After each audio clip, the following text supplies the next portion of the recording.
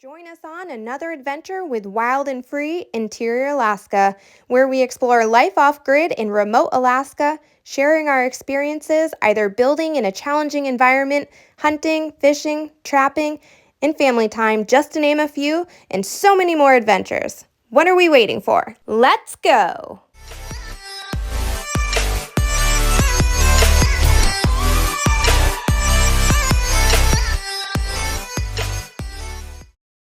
As we get started with a new day, we are hoping to set out on an adventure trying to hunt some caribou. We'll see if we're lucky. Probably not. Haven't seen them in forever. And unfortunately, it seems like we had to kind of abort that mission. It just was not worthwhile. You'll see that. So we get to some organizing and then hit the trail back out of here, which is another adventure. Of course. The camera's not doing this any justice, but it is absolutely beautiful sunset down here in the valley. Well, we're out here. My buddy Stracner wanted some big game hunting footage, so we came down here to see if there's any caribou. But how they do caribou season here is they open it when there's no caribou here, and then they close it when the caribou are here. So there's no caribou here, so we're just stuck. It's probably like 40 something degrees out right now, which is crazy warm. So the snow is this sticky, gross, whatever. This is buried because it's been so windy. We got a bunch of snow, so we couldn't see. Like, this is where my trap line is, but I slid off the trail, and so we're getting the shovel out. It'll be fun times because it's super hot to be messing around with stuck snow machines. So after we get this out, probably gonna call it quits, put the college effort in, and turn around and go home. Yeah, pretty much. And as soon as you step off, it's pretty deep. Oh, and if anyone comments, just put bleach on the track and you can ride this thing up K2. Thanks. And yeah, so you've tried all sorts of things, and it resorts to shoveling. That's just kind of how it is. It's deep and it's buried and it's hung up. So you gotta get the shovel out and start shoveling, because there is no going forwards nor backwards with pushing and lifting, you name it, not happening. Got a shovel. It's pretty deep out here if you are not on a path that we have once made. So I just stepped here to demonstrate. As you can see, yes, this is my crotch line of my pants, and if I were to put my leg up to it, it is all the way up to my crotch. And obviously there's still snow that I'm standing on beneath this, so that's the type of snow that you get sucked off into and buried. That's what we're trying to dig out of. Also, this is really hard to get out of when you are trying to just not soak your gloves. So I'm gonna work on that. Normally it involves lots of rolling around till I can get back up into a higher ground. Yeah, so you see it's a little deep over there. So it varies greatly, but definitely deep in the valley. The snow blows down, and with the wind we've had, just continues to push everything to collect in this bowl. And if you are trying to break trail on a new trail, which we weren't, but sucked off, you end up in this deep powder. See if that's enough for him to get some traction and not hung up. Might have to stop recording and help push. Yeah, I think that's what I'm gonna try.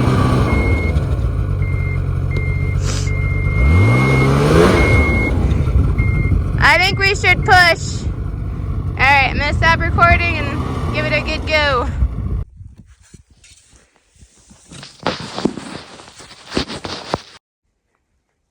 I don't have a good way of propping the phone up out here. I tried, But when I got it into place, it turned itself off. So it missed it, but we ended up lifting up the rear end together, moving it over left because it was at such a tilt that you saw. And then after that, he stayed off of the machine and was working the throttle while I was on the ground pushing it. And together we got it up and out. And now we're on our wayward way and see if we can get stuck again. All right, she doesn't want to get stuck in the same spot, so she's going to try and do her own thing. See how it goes.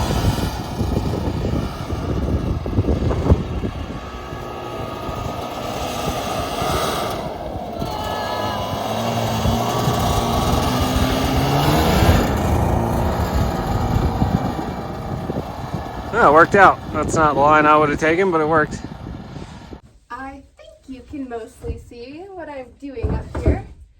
I'm a little terrified to know what kind of storage these kids have going on under their bed. Oh yeah. Yep, confirmed. It's a mess. But today, I want to organize this a little bit while they're not here. Because it's just something I wanted to do, and it seems like a good time to work that out. So, move this. Okay, so there's a lot of stuff under here. Toys and things and cards and whatnot. I'm going to try to put things back where they belong. Throw away, trash, you know, things of that nature. They have pieces of wood up here and things because they use those to like build. So I don't necessarily want to take those away from them. It sparks some creativity. That's for sure, but there's a lot of small things that could be thrown away.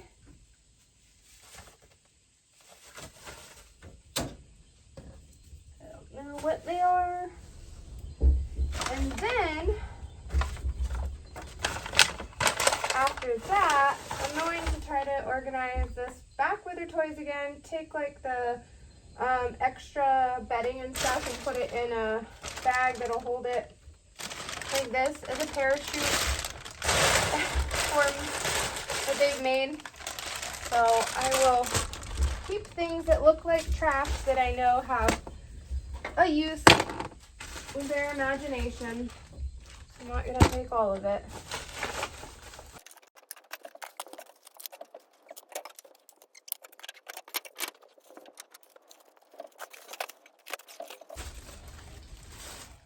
So things like these pipe toys all have a bag that's labeled that these should end up back in, but you know, they build things, they set them aside because they aren't ready to break them down, and they don't put them back. And we have other storage bins.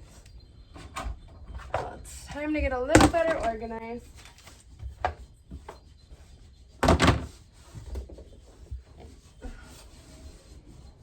And while I'm doing this, Cameron's downstairs doing dishes.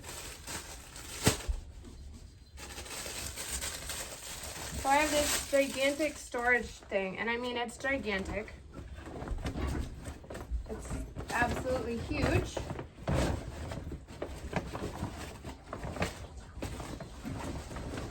And really, it's just going to help to keep them together and any dust that might be up here off of them.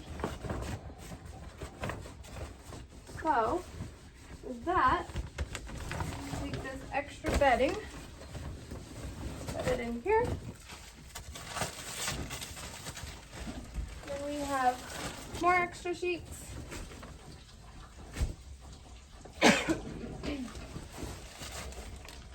More sheets.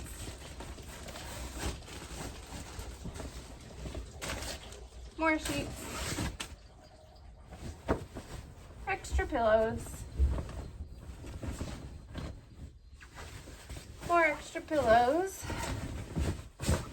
That way when we have guests come over, we can make our couch into the futon and have a place for them to sleep. Or we also have a cot that we also make up as a bed, depending on how many guests we have. So that's what all this is for.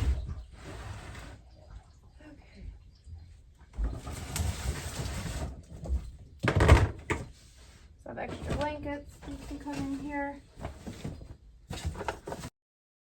Behind there is mostly a lot of utility stuff. There is a whole bunch of bug sprays and sunscreens, and then stuff to potentially install a metal dog fence later. And I moved around our installation. That's what I was also describing back there. And then I just slid everything that we really don't need to access out of the way so we could make room for things that we do need to get.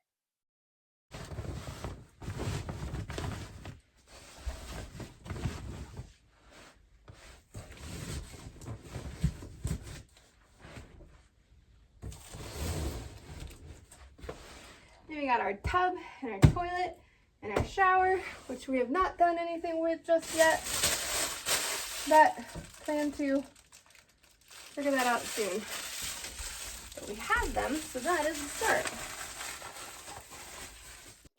They have a wide variety of toys out here at the cabin, and they do have all of these little bags that are labeled that you see there for those certain toys to go into. But of course, they hardly ever make all of their way back into those bags, so I resorted all of their magnetiles, pipes, Legos, etc. back into their proper homes.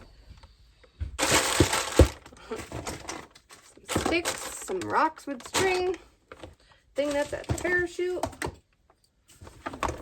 Goes in there. The organization continued, and then I was able to move everything back into place and then focus on the other side. Cleaning up the other side of this loft for the other kids' bed is a lot. A lot is going on under here. My goodness. My goodness. This is a bag of rocks. And here's those Legos I told you about. This goes to Legos. A lot of trash. A lot of things I would deem trash.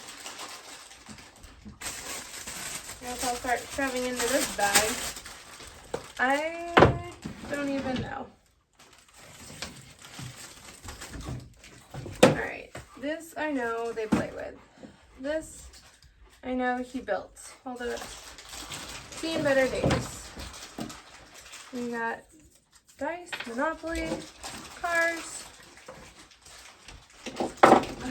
Legos, baseball bat, other items that he built. This will go in their outdoor stuff and games. This is the game. And some of it is right here. Art supplies, cars.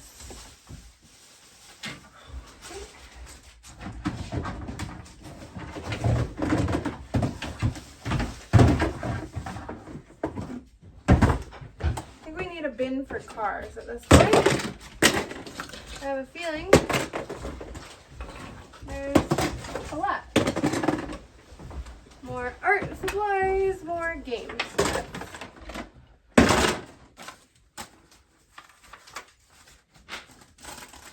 Helicopter. The rotor fell off. Let's stick it with it.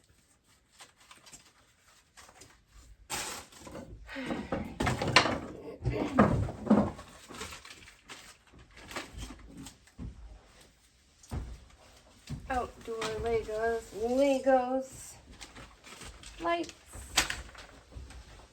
Legos, camera, action, cars.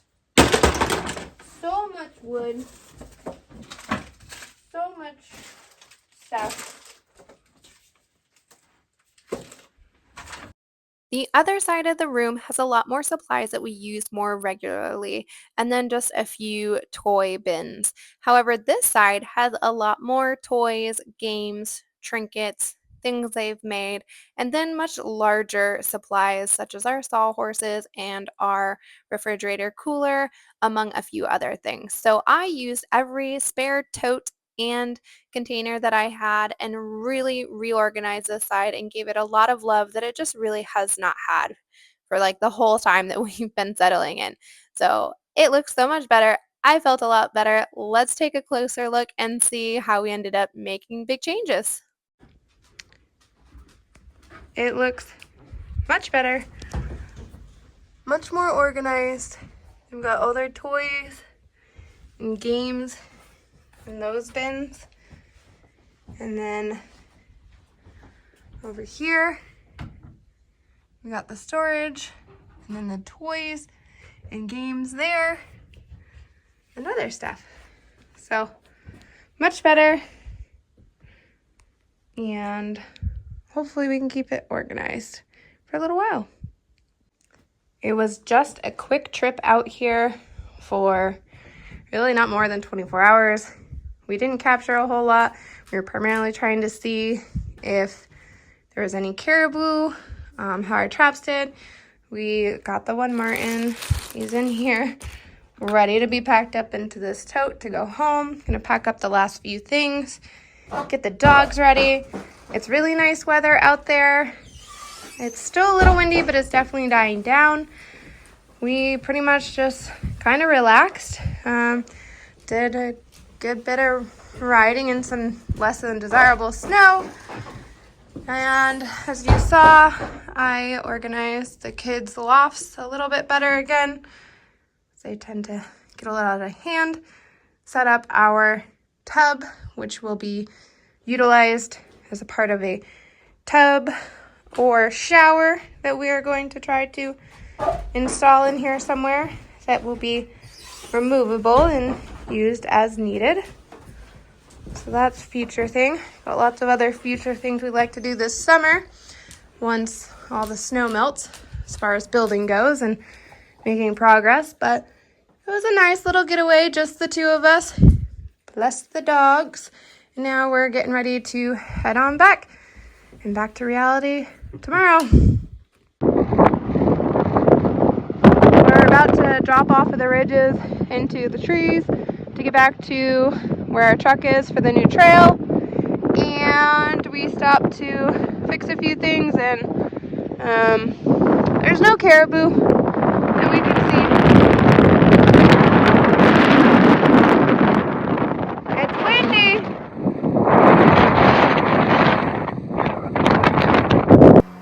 I wanted to try to capture some of our new trail to give you a better look to see just how narrow and windy it is. It's a really good shoulder workout, if I'm honest, because of how much you need to turn. Sometimes rather sharp turns, and it's just a lot of up and down. It's bumpy, it's got drifts. And sometimes it's quite deep, but this area was really nice. So while the riding got a little bit better as we were making our descent down the ridge side, I wanted to try to capture bits and pieces so you can enjoy exactly what we do. Oh no. Came down this steep little hill, and the dogs came with it. Yeah, hold on, babies. Yeah, maybe I'll go forward a little more. Didn't realize exactly what my situation was, other than they were coming with me. Here. How about you? Let's see how this goes.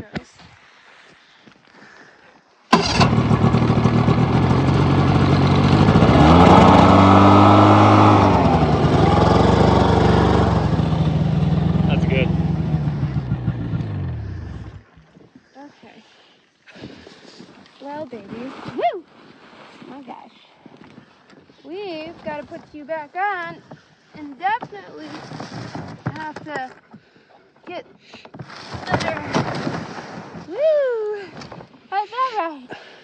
Hi. Yeah. Hi. I think that's the last steep hill. Yeah, I think so. Probably when going right up the other one right before that probably helped knock it loose, and then Yeah. voila. That we'll have to get them. So you can see the lip on the sled is bending from 2 winters worth of doing this now. So we gotta make some mounting points, some hard mounting points for this, or maybe even just bolt the crate to the sled. I know. We'll get you back up and running. You guys are so good.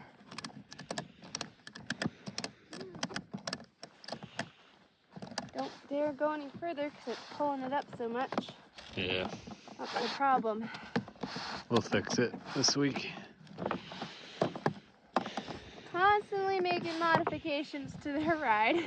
We'll get it figured out Let's see. so that we don't run into issues. It was non-problematic before, but as you said, now that this lip is bent, if you put it anywhere else, it always goes over here now. And then just the tension starts to just fold it up and pops out. Well, that's kind of what happens on both sides. So. Oh my. Hi. All right, are you ready to go home? Okay.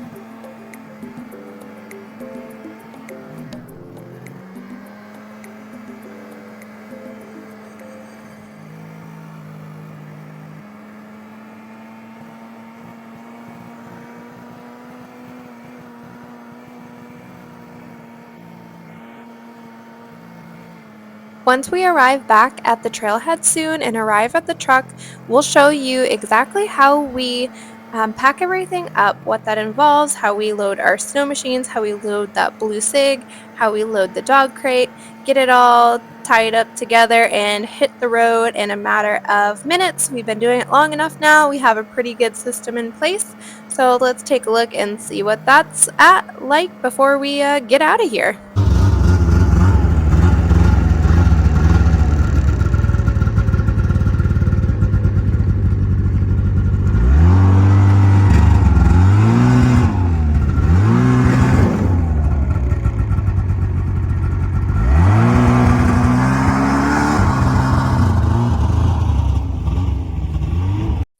As you can see, everything is teamwork. If the kids were with us, we would have had them immediately get into the truck and start taking off all of their snow gear, and we load up the dogs. Once that's done, then we have loaded those snow machines and we ratchet them down together. Cameron's at one end, I'm at this end holding it in place while he tightens it. And then after that, we move on to our blue SIG and we load that between the two snow machines. It fits pretty well. We ratchet that down and then we lift our dog crate onto the very back of the trailer and once again ratchet that in place and voila. We take off our gear, hop in the truck, and hit the road for the next 100 miles to get back home, and then get back to reality until we do it all over again the following weekend. Warm day loading up's pretty dang nice. And the wind, although it's been gusting, it's not bad here. Blocked by all of the ridges, mostly. We're not at the top of one, so that's a nice change. It was a decent ride back. Nothing major, other than we gotta work on the dog crate again to make some final adjustments as it gets worn down over time. Otherwise, all was pretty dang smooth. And it's a little bumpier on that trail in the beginning, wind slabbed and just lots of... The other way would have been so much worse. Yeah, potentially the same thing. I mean, you get to those open tops and the wind we've had and the drifts it's created, it's just a lot of bouncing. As you can see up close what I'm talking about with these, and then there's only so much tension before it just slips off. So we'll work on that because the bending of this is new for the last few times. But that's a wrap, and now we're gonna go home and get our boys and get back to the norm until we come back out again. We said it was warm. We just left the trail and it's 40 degrees. It's pretty crazy. It makes for some slippery roads because everything that's ice is now just wet ice as well. So that's something to take into consideration, but with the new trail that we took and parked at, it saves us 5 miles of winding up to the tops of the summit, so we don't have the windy, steep curves. So there's a benefit to that when the road's not so great. Thanks for joining us. Give us a like and subscribe and follow for our next adventures on Wild and Free Interior Alaska.